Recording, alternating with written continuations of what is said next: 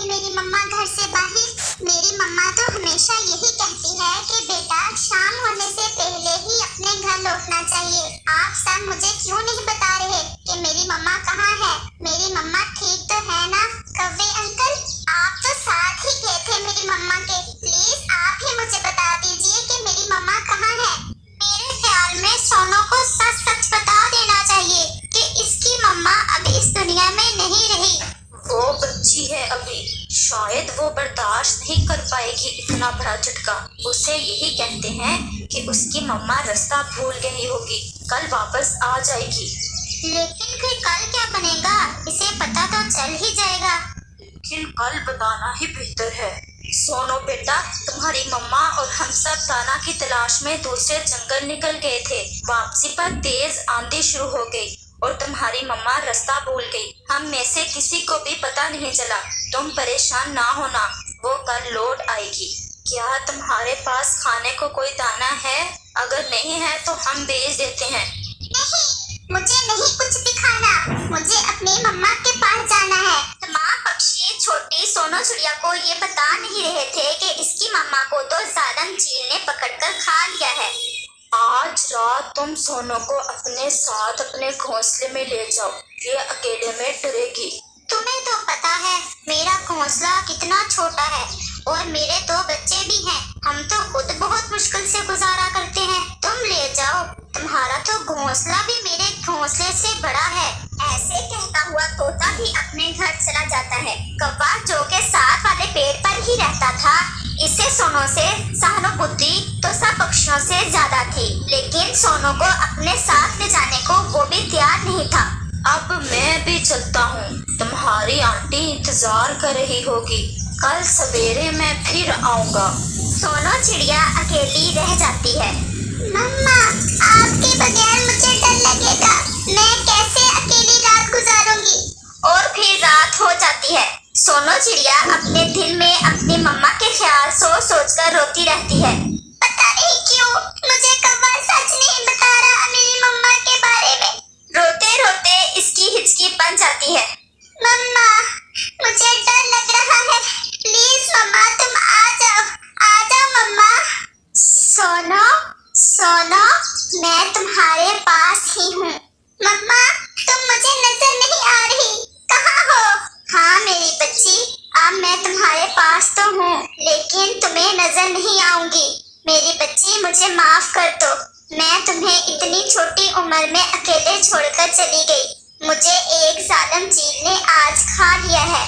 अब मैं इस दुनिया में नहीं रही हूँ और तुम्हें हौसला करना होगा, खुद से जीना सीखना होगा। नहीं मम्मा, ऐसा ना कहो। ऐसे कैसे हो गया? अब मुझे कौन प्यार किया करेगा? कौन मुझे खाना खिलाया करेगा? एक ना एक दिन तो ऐसा होना ही था। अब मैं चलती हूँ। मम्मा, मम्मा। और सारी रात बेचारी सोनू रोती रहती है और अपनी मम्मा को पुकारती रहती है। मुझे पता है हम में से कोई भी नहीं रखेगा सोनू को अपने पास। कौन जिम्मेदारी लेता है इसकी? किसी ने संदेश भेजा है इसकी मासी को? नहीं, मुझे तो ख्याल ही नहीं आया। हमें संदेश भेजना चाहिए। वो फिर भी इसका अपना फोन है। वो बच्ची है, हम बड़े हैं। कम से कम हम इसकी मासी को संदेश तो भेज दें। मैंने आज जाना तो है दूसरे जंगल में, बता दूंगा इसकी मासी को। और कौवा और तोता सोनू की तरफ जाते हैं। मेरी मम्मा को चील ने खा लिया है, आपने मुझे नहीं बताया। हाँ बेटा, ऐसा ही है। तुम्हें कैसे पता चला? मुझे मम्मा की आवाज सुनाई दी थी, वो दिख नहीं रही थी। मम्मा ने मुझे बताया कि अब मुझे अकेले ही रहना होगा। हाँ बेटा, यही हकीकत है। अगर तुम जान ही गई हो तो अगर तुम साथ ही ले जाओ सोनू को इसकी मौसी के पास। हाँ, ये भी बेहतर है, लेकिन सोनू से तो पूछ लेते हैं। मैं पूछता हूँ। सोनू, तुम्हारी मासी पास वाले जंगल में रहती है, अगर तुम कहो तो हम छोड़ आए तुम्हें इसके पास। लेकिन मेरा घर, मेरी मम्मा का घर, मेरी मम्मा की यादें हैं इसमें। नहीं बेटा, जिंदगी में दुख और सुख आते रहते हैं। तुम्हारी मम्मा की यादें हर जगह तुम्हारे साथ ही होंगी। तुम अकेली नहीं रह सकती। और ये भी सच है जो प्यार मम्मा और पापा करते हैं अपने बच्चों से वो कोई और नहीं दे सकता। हम तो सिर्फ तसल्ली दे सकते हैं तुम्हें। जो दुख हुआ है तुम्हें हम इसे बांध तो सकते हैं, लेकिन हकीकत में तुम्हारी मम्मा की कमी कोई भी पूरी नहीं कर सकता। हाँ ठीक है, आप मुझे मेरी मासी के पास छोड़ आए, यही आपकी भलाई होगी मेरे साथ। हाँ चलो मैं तुम्हें छोड़ आता हूँ। और सोनो कव्वे के साथ अपनी मासी की तरफ चल देती है। जल्द ही वो दूसरे जंगल में पहुंच जाते हैं। वो सामने है तुम्हारी मासी का घर। मैं पिछली बार जा रही हूँ अपनी मासी के पास। वो तुम्हारा अपना खून है ना, यहाँ पर तुम सुरक्षित रहोगी। क्या हुआ मेरे बच्चे, तुम रो क्यों रही हो? कल शाम की बात है, हम वापस जा रहे थे दाना लेकर और चील ने तुम्हारी बहन रानो को खा लिया। सोनो अकेली हो गई थी और हम पक्षियों ने बेहतर समझा कि इसे तुम्हारे पास छोड़ दे। नहीं, ऐसा कैसे हो गया? मेरी बहन कहाँ चली गई? अब मैं चलता हूँ। आपका धन्यवाद जो आप इसे यहाँ ले आए। और कव्वा चला जाता है। बेटा, अब तुम इस घोंसले को अपना ही समझो। मेरी बहन का तो जीवन ही इतना था। मैं तुम्हारी मम्मा की कमी तो पूरा नहीं कर सकती, लेकिन तुम मुझ में अपनी मम्मा का प्यार महसूस जरूर करोगी। जी मौसी, मुझे अपनी मम्मा बहुत याद आती है। बस मेरी बच्ची, अब मैं तुम्हें और ज्यादा रोने नहीं दूंगी। अब चुप कर जाओ। आज तुम मेरे साथ खुशियों भरी जिंदगी गुजारोगी। तुम इतना दाना क्यों खा रही हो? ये घर मेरा है और ज्यादा दाने पर हक भी मेरा है। पारो जो सोनो की मासी की बेटी थी, इसे सोनो का इसके घर आना बिल्कुल अच्छा नहीं लगा था और आने बहाने सोनो से लड़ाई करने लगी थी। लेकिन सोनो बहुत मासूम थी। वो पारो को जवाब देने की बजाय इससे प्यार करती थी। दिन और रात गुजरते गए। फिर एक दिन पारो की माँ दाने की तलाश में बाहर गई होती है और सोनो सो रही होती है। आज तो इस सोनो की बच्ची को घर से निकलवा कर ही रहूंगी। सामने वाले पेड़ पर कव्वे के घोंसले को देखते हुए पारो ऐसा सोचती है और वो सीधी कव्वे के घोंसले की तरफ जाती है और कव्वे के अंडे घोंसले से निकालकर नीचे फेंक देती है और वापस जल्दी से अपने घोंसले में आ जाती है। ये किसने किया?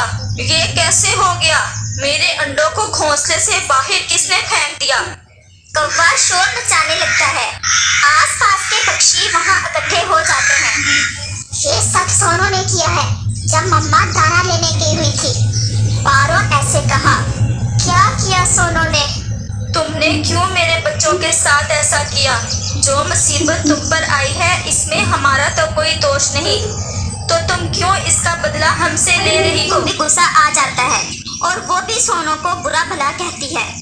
मैंने ऐसा नहीं किया, मुझे क्या जरूरत थी ऐसा करने की? जब आप दाना लेने गई थी मैं तो सो रही थी घोंसले में। झूठ मत बोलो, तुम्हारे आने से पहले इस तरह का काम कभी नहीं हुआ। पारो चिल्लाकर सोनो से कहती है। सोनो पारो की सब चालाकी समझ जाती है और खामोश हो जाती है। वो अपनी सफाई में कुछ नहीं कहना चाहती क्योंकि वो जानती थी कि यहाँ पर कोई भी इस पर विश्वास नहीं करेगा। ऐसे ही रात हो जाती है। सोनो बहुत दुखी होती है। रोते हुए इसकी आंख लग जाती है। सोनो, उठो सोनो, क्या तुम मुझे सुन रही हो? हाँ माँ, मैं सब देख रही हूँ जो तुम्हारे साथ हुआ। तुम अपने घर वापस चली जाओ और खुद पर विश्वास करो। सच्चा रिश्ता सिर्फ मम्मा पापा का ही होता है। जो प्यार मम्मा पापा करते हैं अपने बच्चे से, वो कोई और नहीं कर सकता। मेरी बच्ची, तुम वापस चली जाओ। माँ, मेरे लिए बस आपकी यादें ही काफी हैं। मैं आपको जी कर दिखाऊंगी अकेली। मुझे किसी की जरूरत नहीं है। ये जंगल बहुत जालिम है। इस कहानी से हमें सीख मिलती है कि माँ बाप का रिश्ता ऐसा कीमती रिश्ता है जिसका बदल कोई नहीं हो सकता।